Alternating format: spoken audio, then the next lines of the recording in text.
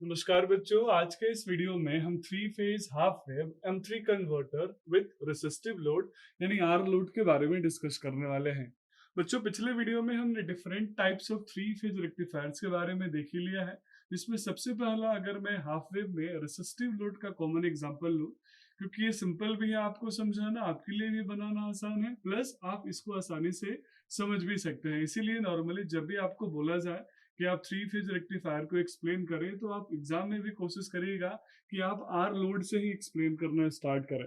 तो बच्चों, जब हम three phase input AC supply की बात करेंगे, तो यहाँ मैंने ले लिया तीनों फेज के लिए ए बी एंड सी, तो मैं इसको बोल सकता हूँ that is three phase AC supply. अब बच्चों, थ्री फेज एसी सप्लाई को मैंने थ्री फेज सिस्टम में दिया। मेरे पास दो तरह के सिस्टम है एज पर नीड। जैसे मैंने इनपुट दिया कि इसमें बच्चों ये कौन सा कॉम्बिनेशन है, that is called delta combination. और यहाँ जो सेकेंडरी है मशीन का, वो कौन ट्रांसफार्मर का, वो कौन सा है बच्चों, स्टार कॉम्बिनेशन। तो इस तरीके से मैंने प्राइमरी में कॉइल में डेल्टा कॉम्बिनेशन लगाया, सेकेंडरी कॉइल में मैंने स्टार लगाया। तो आप समझिए थ्री फेज एसी सप्लाई मैंने दिया तीनों फेज ए बी सी को। इससे मुझे सेकेंडरी में जब हम आए, तो इसमें आप देख पा रहे होंगे कि मैंने three phase half wave M3 converter के लिए हमने तीन थारिस्टर्स लगाए हैं। तीनों थारिस्टर्स हमारे पास है T1, T2 एंड T3। जो बच्चों T1 थारिस्टर्स है, वो अगर मैंने यहाँ पे डायग्राम के हेल्प से समझाने की कोशिश करूँ, तो मैंने फेज ए से कंबाइन किया है, जिसके अक्रॉस जो वोल्टेज अपीयर होगा वो V, और उस थारिस्टर के अक्रॉस जो वोल्टेज होगा दैट इज VT1। सिमिलरली बच्चों, अगर मैं सेकेंड थारिस्टर की बात करूं, दैट इज T2, तो T2 हमारे सेकेंड फेज से कनेक्टेड है, और जिसमें वोल्टेज हमारा VB मिल रहा है, और इसके अक्रॉस जो वोल्टेज मुझे मिलेगा थारिस्टर के अक्रॉस दैट इज VT2। अब हम बच्चों थर्ड थारिस्टर की बात करेंगे, दैट इज T3। T3 हमारे थर्ड फेज C से कनेक्टेड है। ABC मैंने मान लिया, आप R बाई B भी मान सकते हैं। तो ABC में आप देखेंगे यहाँ पे कि मेरे पास जो T3 है, इसके अक्रॉस जो वोल्टेज होगा दैट इज VT3। अब तीनों में जो करंट फ्लो हो रहा है बच्चों, वो कौन कौन सा है, तो मैंने T1 थारिस्टर से मान लिया IA करंट है, T2 थारिस्टर से मान लिया IB करंट है, T3 थारिस्टर से मान लिया मैंने IC करंट है। तो इस तरीके से मेरे पास तीन थारिस्टर्स हैं इस three phase half wave M3 converter के लिए। अब बच्चों सवाल है कि हम लोड कौन सा लगाएंगे, तो सबसे बेसिक और कॉमन सा हम लोड यूज कर रहे हैं, that is called resistive load. तो मेरे पास इस स्टार कनेक्शन में थ्री मेन हमारे लाइंस होंगे, एक न्यूट्रल होगा। तो स्टार पॉइंट से मैंने क्या निकाल लिया बच्चों, न्यूट्रल। स्टार पॉइंट को ही क्या बोलते हैं, न्यूट्रल पॉइंट। तो स्टार पॉइंट से न्यूट्रल वायर निकाल लिया, और इसके थ्रू मैंने क्या कनेक्ट कर दिया बच्चों, अपना लोड। तो लोड कौन सा है बच्चों, रेसिस्टिव लोड है। जिस रेसिस्टिव लोड में करंट कितना फ्लो हो रहा है मैं मान के चल रहा हूँ, that is I not, that is load current. इस लोड का अक्रॉस जो वोल्टेज अपीयर होगा that is equal to V not. अब बच्चों यहाँ दो पॉसिबिलिटी बनती है कि क्या आपका थ्री फेज एसी बैलेंस है या फिर अनबैलेंस है। तो जब मैं एनालिसिस करूंगा, तो मैं मेरे प्री एजम्पशंस है कि मेरा जो थ्री फेज एसी सप्लाई है दैट इज बैलेंस सप्लाई। और बैलेंस सप्लाई जैसे ही मैंने बोला बच्चों, यहाँ ध्यान दीजिएगा, यहाँ पे मैंने तीनों फेज का एनालिसिस किया है। तीनों फेज का जो कंप्लीट एंगल होगा वो कितना होता है बच्चों, 360 डिग्री। तो 360 डिग्री कंप्लीट एंगल में तीन फेज है, तो एक फेज का जो कंडक्शन एंगल होगा वो कितना होगा, 120। तो देखिए ए बी सी तीनों एक दूसरे से 120 120 120 डिग्री एंगुलरली डिस्प्लेस्ड हैं, प्लस इनका जो वोल्टेज का मैग्नीट्यूड होगा वो आपस में बराबर होगा। इसी कंडीशन में हम इसको क्या बोलेंगे बच्चों, बैलेंस सप्लाई बोलेंगे। यानी जो भी पल्स में बनाऊंगा, उस पल्स का जो लेंथ होगा वो कितना होगा बच्चों, 120 डिग्री। अगर आप प्रॉपर कंडक्शन कराना चाहते हैं तो। अगर आप डिले नहीं कराना चाहते हैं तो लेस देन 120 नहीं रखना है। और अगर आप सिस्टम में ओवरलैप नहीं कराना चाहते हैं तो आपको 120 से ज्यादा भी पल्स का वेवफॉर्म विड्थ नहीं रखना है। अगर 120 180 डिग्री का एक मेरा हाफ देखिएगा ध्यान से, 180 डिग्री का एक मेरा कंप्लीट अगर साइकिल में बात करूं, तो जीरो से पाई, पाई से लेकर 2 पाई, तो एक हाफ साइकिल मेरा 180 डिग्री का है। मैं यहाँ 120 डिग्री का कंडक्शन की बात कर रहा हूँ, तो मतलब कुछ ना कुछ इसमें हम क्या लगाएंगे बच्चों, फायरिंग पल्स में डिले लगाएंगे। तो आगे वेवफॉर्म में हम इन सभी के वर्किंग को समझेंगे। वर्किंग में हम अलग अलग कंडीशंस लेंगे। जैसे हमने एक केस मान लिया कि जब मेरा फायरिंग एंगल कितना है बच्चों, जीरो। दूसरा केस में मानूंगा मेरा फायरिंग एंगल कितना होगा, जीरो से लेके 30 डिग्री के बीच में होगा, लेट 20 डिग्री 15 डिग्री। और उसी के हिसाब से हम तीनों केसेस के लिए इसका एवरेज वोल्टेज भी डेवलप करेंगे प्लस इसका वेवफॉर्म भी समझेंगे। सिमिलरली बच्चों तीसरा केस भी हम चाहे तो ले सकते हैं जहाँ पे फायरिंग एंगल हम ग्रेटर देन 30 डिग्री ले सकते हैं, लेट 45 डिग्री, 40 डिग्री, 30 से लेकर 60 डिग्री के बीच में। तो इस सर्किट डायग्राम को आप अच्छे से ड्रॉ कर लीजिए, याद कर लीजिए। इसी सर्किट डायग्राम के बिहाफ पे अभी हम आगे वेवफॉर्म डेवलप करेंगे जहाँ हम समझेंगे कि इस 3 phase half wave thyristor control M3 converter with R load का वर्किंग कैसे होता है, उसका वेवफॉर्म हम कैसे डेवलप करते हैं। आइए बच्चों अब हम इसका वेवफॉर्म ड्रॉ करते हैं। तो बच्चों इसका वेवफॉर्म हम ड्रॉ कर लेते हैं। तो ये आप 3 फेज का वेवफॉर्म थोड़ा सा कम्प्लेक्स होगा, सिंगल फेज का तो हम आसानी से ड्रॉ कर लेते हैं। 3 फेज भी प्रॉब्लम ये आता है कि सबसे पहले इस 3 फेज के वेवफॉर्म को हम कैसे ड्रॉ करें। तो बहुत सिंपल से एक ट्रिक मैं आपको बच्चों यहाँ पे बताया था, आप फटाफट इस ट्रिक को देख लीजिए और इससे आप प्रैक्टिस घर पे कीजिएगा ताकि आप आसानी से ड्रॉ कर सकें। टोटल आप 2 पाई का जो एक साइकिल होता है उस 2 पाई के साइकिल को 60 डिग्री में डिवाइड कर लीजिएगा। 60, 120, 180, फिर 240 और फिर 300 और फिर आगे बढ़ा के इसको कर दीजिएगा 360। और बच्चों ध्यान दीजिएगा कि हमें सबसे पहले फेज ए को स्टार्ट करना है 0 डिग्री से। हाफ साइकिल कितना होता है 180, फिर अगला हाफ साइकिल क्या होगा 180। तो 0 से 180, 180 से मतलब 360 यानी पाई से 2 पाई, एक कंप्लीट साइकिल हो गया। अब बच्चों जो दूसरा होगा आपको याद होगा हमने पढ़ाया था ऑलरेडी, शुरुआत में डिस्कस किया था कि तीनों एक तीसरे से कितने 120 120 120 यानी VA VB VC 120 120 120 degree displaced होता है। तो एक 120 डिग्री आगे चलते हैं, एक 120 डिग्री पीछे चलता है। तो मान लीजिए 120 डिग्री जो आगे चल रहा है वो पहले चल चुका है, तो वो कितना चलेगा बच्चों 180 में से 60 डिग्री चलेगा। तो यहाँ से दूसरा वाला वेव फॉर्म यहाँ लेके आएगा और इस 60 डिग्री में 180 डिग्री फिर से चलेगा वो। तो 60 और 180 कितना होता है बच्चों 240। तो यहाँ से स्टार्ट करिएगा 240 और फिर आगे लेके चले जाइएगा 420 पे। अब 120 डिग्री जो पीछे चल रहा है बच्चों, 120 डिग्री पीछे मतलब इससे 120 डिग्री चालू होने के बाद वो स्टार्ट करेगा। तो यहाँ से तो 120 डिग्री पीछे चल रहा है, 180 डिग्री चलेगा तो कितने पे जाएगा बच्चों 300 डिग्री पे। तो यहाँ से 120 से स्टार्ट करिए, 300 डिग्री पे लेके आइए और इस तरीके से आगे बढ़ा दीजिए और इसको फिर वापस पीछे लेके चले जाइए 60 डिग्री। तो इस तरीके से आप देख पा रहे हैं बच्चों कि कैसे हम 3 फेज का आसानी से ड्रॉ कर सकते हैं। That is VA, that is VB और दैट इज VC, और VC का जो रिमेनिंग पार्ट होता है इसको बोलते हैं VC। तो आप 60 का विड्थ डिवाइड करके आप आसानी से 3 फेज का वेवफॉर्म ड्रॉ कर सकते हैं। ये होप आप प्रैक्टिस करके इसको अच्छे से कर लेंगे, क्योंकि एग्जाम के टाइम में ऐसे फ्री हैंड ड्रॉ करना संभव नहीं होता है। तो ये बच्चों हम इसको यहाँ पे देखते हैं, हमने 3 फेज लिया है। 3 फेज में फेज ए हमारा ये है VA, ये फेज B है VB और सिमिलरली ये फेज C है बच्चों VC। अब ये फेज सी का जो रिमेनिंग पार्ट होगा वो यहाँ पे हम रिप्रेजेंट करते हैं, आप याद रखिएगा हमेशा। ये किसका है बच्चों फेज सी का रिमेनिंग पार्ट है, यानी ये VC है। यानी एक्चुअल जो हमारा स्टार्ट हो रहा है, हमने भले ही 0 डिग्री से दिखाया है पर हमारा स्टार्ट कितने डिग्री से हो रहा है बच्चों, यहाँ से हो रहा है। तो ये बात याद रखिएगा कि फेज सी कहाँ से कहाँ तक चलेगा।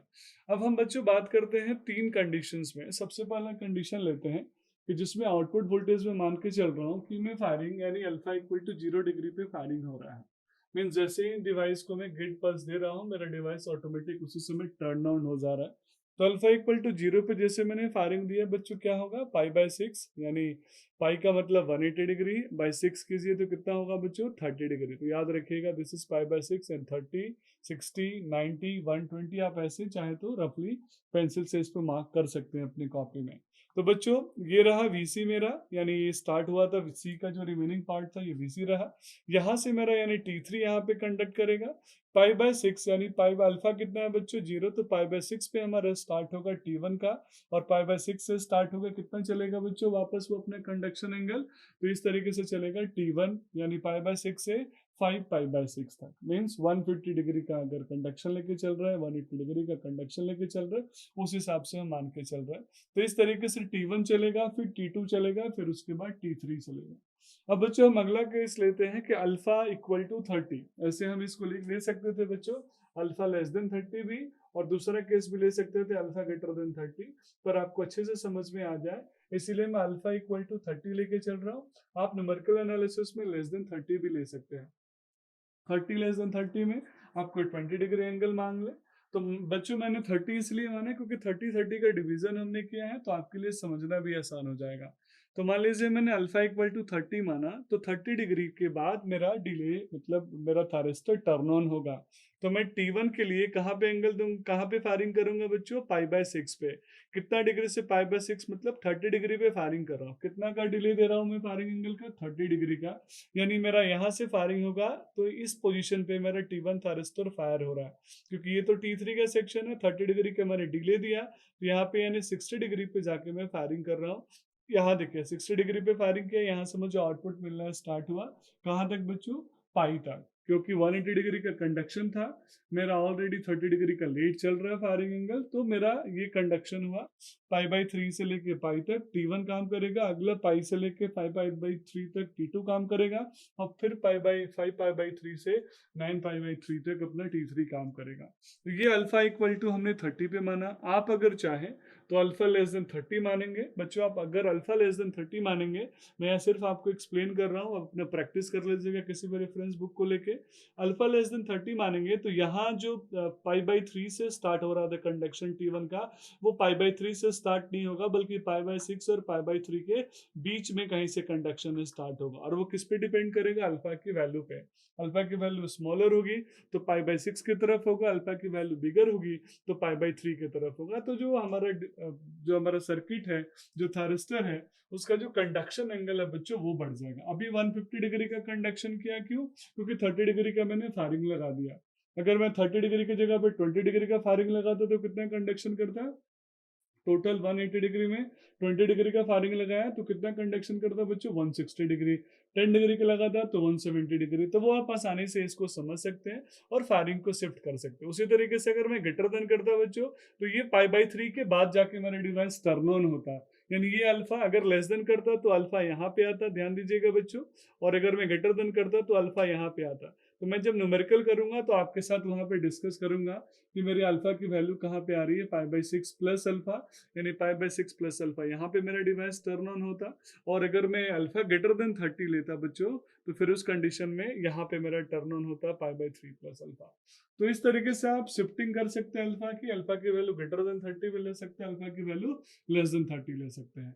अब आइए बच्चों, इस आर लोड के लिए हम मैथमेटिकल इक्वेशन ड्रॉ कर लेते हैं कि एवरेज करंट कैसे हम कैलकुलेट करें। तो बच्चों अब हम मैथमेटिकल इक्वेशन डेवलप कर लेते हैं। तो आप यहाँ ध्यान दीजिएगा, मैंने जैसे आपको समझाया कि मैं अल्फा इक्वल टू 30 लिए हूँ, आप चाहें तो अल्फा लेस देन 30 ले सकते हैं, आप चाहें तो अल्फा ग्रेटर देन 30 भी ले सकते हैं। तो आपकी समझ के लिए यहाँ सबसे पहले मैंने फायरिंग एंगल की जो रेंज ली है that is alpha less than 30।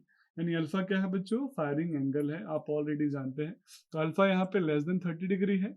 आइए हम सबसे पहले कौन सा वैल्यू निकालते हैं बच्चों, एवरेज वोल्टेज निकालते हैं। मैं बार बार नहीं लिख रहा हूँ क्योंकि बहुत बार हम इस चीज को मेंशन कर चुके हैं कि वी नॉट हम किससे रिप्रेजेंट करेंगे बच्चों, तो एवरेज वोल्टेज से। तो वी नॉट क्या है यहाँ पे बच्चों, एवरेज वोल्टेज।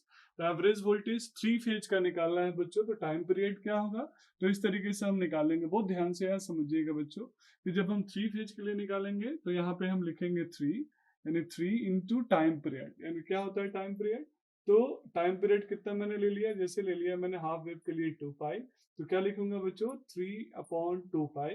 तो यहाँ पे आप लिखिएगा 3/2 पाई। तो 3/2 पाई क्या हो गया बच्चों, आगे का मेरा 3 फेज के लिए 3 और 1/2 पाई मेरा टाइम पीरियड हो गया। अब इसका लिमिट लेते हैं बच्चों, लिमिट लेंगे alpha plus 30 alpha plus 150 degree. Lower limit लिया अल्फा प्लस 30 का क्या मतलब हुआ, यहाँ बहुत ध्यान से देखिएगा बच्चों। मैंने लिखा है अल्फा लेस देन 30 डिग्री, तो मेरे 30 डिग्री तक तो मेरा T3 है, यानी VC का फंक्शन है। 30 डिग्री के बाद मैं कितना डिग्री पे अल्फा कर रहा हूँ फायरिंग बच्चों, अल्फा डिग्री पे कर रहा हूँ। तो लोअर लिमिट कितना हो जाएगा, अल्फा प्लस 30 यानी अल्फा प्लस पाई/6। 30 मतलब क्या होता है बच्चों, पाई/6, जैसे आपके बुक में हो सकता है लिखा हो अल्फा प्लस पाई/6, तो कंफ्यूज मत होइएगा। अब अपर लिमिट क्या होगा बच्चों, अल्फा प्लस 150। 150 मीन्स ये कंडक्शन कहाँ से करेगा, जैसे मान लीजिए यहाँ से कंडक्शन स्टार्ट करता तो अपने 150 डिग्री तक कंडक्शन करता, तो 150 को क्या बोलेंगे बच्चों, 5 पाई प्लस 5 पाई/6। तो इस तरीके से लोअर लिमिट मैंने alpha plus 30 alpha pi by 6, upper limit alpha 5 pi by 6 and alpha plus 150 ले लिया। मेरा जो वैल्यू फंक्शन है वो क्या है, मैक्सिमम फेज वोल्टेज कितना है, VMP sine omega T D omega t. अब इसको सिंपल तरीके से आप इंटीग्रेट कर दीजिए जैसे हम ऑलरेडी करते आए हैं। वीएमपी को बाहर निकाल दीजिए, 3 VMP upon 2 pi sine omega T का कर लीजिए minus cos omega t. Lower limit हो जाएगा alpha plus 5 by 6, upper limit हो जाएगा अल्फा प्लस 5 पाई बाय 6। दोनों को सॉल्व करिएगा। सॉल्व करने के बाद बच्चों ये आपको फंक्शन मिल जाएगा एवरेज आउटपुट वोल्टेज का 3/2 pi under root 3 VMP cos alpha. बहुत ध्यान दीजिएगा बच्चों, 3/2 pi under root 3 VMP cos alpha. अब आपको याद होगा यहाँ पे बीएमपी क्या है बच्चों, that is maximum phase voltage. BMP is called maximum phase voltage. अब मुझे क्या चाहिए, मैक्सिमम लाइन वोल्टेज चाहिए, तो उसको क्या बोलेंगे, वीएमएल। तो वीएमएल और वीएमपी में क्या होता है बच्चों, लाइन वोल्टेज का अंडर रूट 3 क्या होता है, फेज वोल्टेज। यानी मैं लिख सकता हूँ ना, VML is equal to under root 3 of VMP. तो देखिए यहाँ पे अंडर रूट 3 है, वीएमपी को क्या लिख सकता हूँ बच्चों, वीएमएल। तो मैं लाइन वोल्टेज में जैसे फंक्शन मुझे दिया होगा तो मैं वी नॉट इक्वल टू लिख दूंगा 3 वीएमएल अपॉन 2 पाई कॉस अल्फा। और यूनिट क्या होगी बच्चों, वोल्ट या एम्पियर, यूनिट होगी वोल्ट। अब करंट निकाल लो मैं, एवरेज वैल्यू ऑफ करंट। तो बच्चों जो वेवफॉर्म वोल्टेज का बना है, रेसिस्टिव लोड था, तो वही वेवफॉर्म किसका बनेगा बच्चों, करंट का। बस वैल्यू क्या आएगी, करंट का जो एम्पलीट्यूड आएगा वो कम आएगा एज कंपेयर टू वोल्टेज, क्योंकि रेसिस्टिव लोड में बच्चों वोल्टेज और करंट दोनों एक ही फेज में चलते हैं। तो देखिए आई नॉट हो गया, आई नॉट इक्वल टू क्या होगा, V not by R. V not की वैल्यू कितनी निकाले, 3 V M L upon 2 pi cos alpha. तो 3 V M upon 2 pi cos alpha divided by R कर दिया। अब इसकी यूनिट क्या होगी बच्चों, वोल्ट या एम्पियर, तो इसकी यूनिट होगी एम्प यानी एम्पियर। मैं ए से लिख सकता हूँ। अब कौन सा वैल्यू निकाल ले बच्चों, अब हम निकालेंगे RMS value, root mean square. तो कितने का है बच्चों, 3 फेज का है। तो जैसे यहाँ लिखा था ना 3/2 पाई 3/2 पाई, वैसे यहाँ भी लिखेंगे 3/2 पाई। 3 फेज के लिए 1/2 पाई हाफ वेव का है, तो 1/2 पाई मैं साइकिल लेके चल रहा हूँ। बोलिए लोअर लिमिट क्या होगा, अल्फा प्लस 5/6। क्यों बच्चों अल्फा प्लस 5/6, क्योंकि अल्फा में क्या लेके चल रहा हूँ, अल्फा की वैल्यू लेस देन 30 लेके चल रहा हूँ। कोई 20 डिग्री, कोई 15 डिग्री, 10 डिग्री आप ले लें। अपर लिमिट अल्फा प्लस 150 यानी 5 पाई बाय 6। अब हम क्या लेंगे, स्क्वायर करेंगे फंक्शन का। फंक्शन क्या है बच्चों, बीएमपी साइन ओमेगा टी। तो बीएमपी का square sine square omega T D omega T, सबका पावर क्या हो जाएगा 1/2। क्योंकि मैंने क्या किया, रूट लिया, रूट मीन स्क्वायर, तो रूट ले लिया मैंने बच्चों। अब इसको सॉल्व आप कर लीजिए, बहुत सिंपल तरीके से आप सॉल्व कर सकते हैं, कई बार हम कर चुके हैं। यहाँ जगह की कमी है, प्लस वीडियो भी काफी लंबा हो जाएगा, इसीलिए मैं इसको इस लंबे डेरिवेशंस को नहीं कर रहा। आप इसको जरूर अपने कॉपी में कर लीजिए। बीएमपी को बाहर ले लूंगा स्क्वायर को, तो बीएमपी बाहर आ जाएगा। अब ध्यान दीजिएगा बच्चों, साइन स्क्वायर ओमेगा टी इसका तो होगा ही नहीं, तो 1 minus cos 2 omega T divided by 2। आपको ट्रिक पहले ही बता चुका हूँ। इस तरीके से करके आप लोअर लिमिट अपर लिमिट करेंगे सिर्फ, प्लस इस वीएमपी को वीएमएल से रिप्लेस करेंगे, तो फाइनल जो आरएमएस वैल्यू का वोल्टेज आएगा वो आएगा VML 1/6 plus under root 3/8 pi cos 2 alpha. और इन सबका पावर कितना हो गया 1/2।